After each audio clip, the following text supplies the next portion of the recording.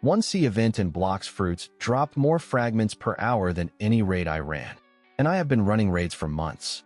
Everyone in the Blox Fruits community tells you the same thing. Grind raids. Farm raids. Raids are the best. But what if that advice is just flat out wrong for half the player base? I tested every single Blox Fruits sea event across 2nd sea and 3rd sea, tracked the fragments, the drops, the time spent, and the actual rewards. The results are not what I expected. If you are using raids as your main Blox Fruits best grinding method right now, you need to watch this whole thing first. So here is how I ran this test.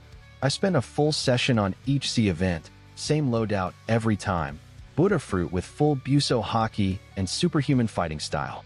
I tracked fragments earned, items dropped, and total time per loop.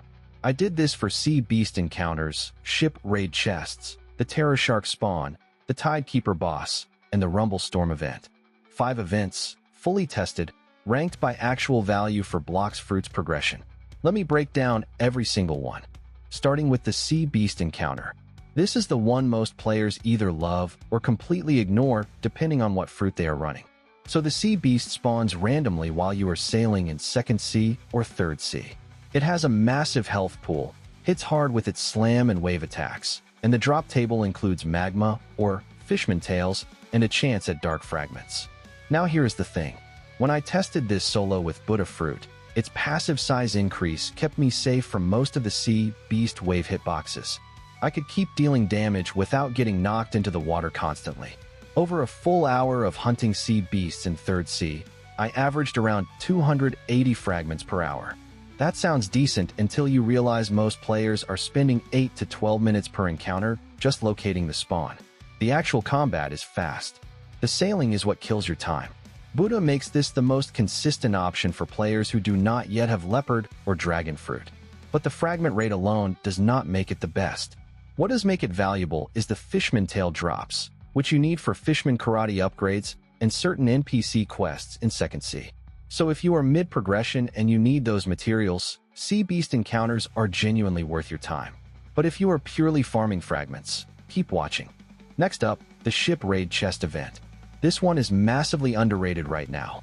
When a ship raid triggers, you board an enemy ship, wipe the crew NPCs, and loot the chests at the end. The NPCs on these ships scale to your sea, so in 3rd sea they hit back hard. I ran this with Dough Fruit because Dough's donut ringlets move. That is the X ability at max mastery. Absolutely shreds groups of ship NPCs clustered on deck. Cleared crews in under 45 seconds consistently. Now the chest rewards are what make this interesting. The large chest at the back of the ship has a documented chance to drop conjured cocoa, factory scraps, and dark fragments in stacks of 30 to 50 per run. Over my test session, I pulled 340 fragments in 1 hour, which is already better than Sea Beast hunting. But here's the thing. You also get bonus EXP from the NPC kills, which means this event double dips. You are farming fragments and leveling mastery on Dough at the same time. If you are trying to unlock Dough's full moveset faster while also stacking fragments for Awakening, the ship raid event is doing 2 jobs at once. No other event on this list does that as efficiently. Section 3 is where things get genuinely weird. The Terrorshark. Most players in 2nd sea have seen the notification pop up and then completely ignored it. That is a mistake. The Terrorshark is a rare world boss that spawns in the sea during specific server conditions. It has around 750,000 health, a lunge attack that deals massive knockback, and a bite move that can one-shot players without full Buso Hockey active. I tested this with Venom Fruit.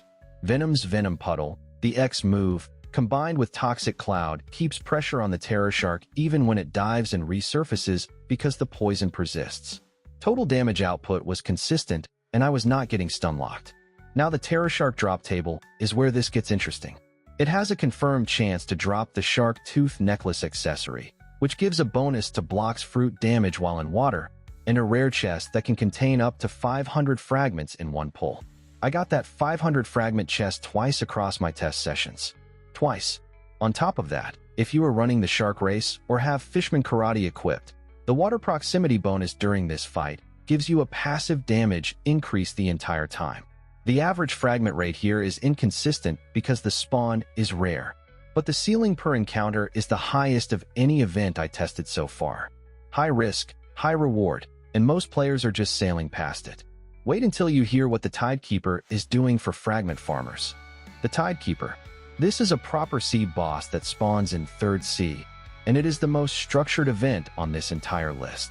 It has a giant staff, a shockwave slam that covers a huge area, and a beam attack that tracks your position.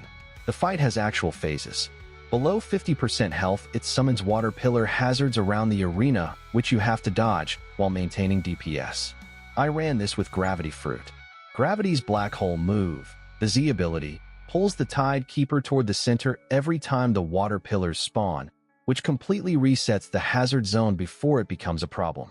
That one interaction cut my average fight time from 4 minutes down to 2 minutes 40 seconds per run. The Tidekeeper has a fixed drop table with guaranteed fragment rewards. Every single kill drops between 200 and 400 dark fragments. Every kill.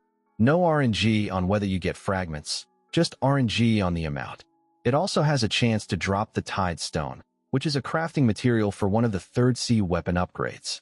Over a full hour with fast respawn server timing, I averaged 520 fragments per hour from Tidekeeper. That is the 2nd best raw fragment rate of everything I tested. And because the fight is consistent and learnable, you can optimize it fast. The number 1 result genuinely surprised me, and it involves an event most people treat as background noise. The Rumble Storm. This event triggers randomly across the sea and covers a wide zone with lightning strikes, wind gusts, and reduced visibility. Most players sail out of it immediately. That is the single biggest mistake I found in all of this testing. The Rumble Storm event spawns Rumble-type elemental mini-bosses inside the storm zone. These are not regular NPCs. They have boosted health and a modified drop table compared to their island versions. I tested this with Rumble Fruit because Rumble's Sky Judgment, that is the X move, and Ball Lightning, the Z move, deal bonus damage to the storm mini-bosses due to the same typing, effectively giving you a hidden damage multiplier the game never tells you about in the tutorial. Each storm mini-boss drops between 50 and 150 fragments and respawns fast inside the active storm zone.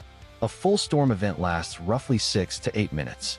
In that window, I consistently killed 9 to 12 mini-bosses per storm, which stacks to between 600 and 900 fragments per storm event.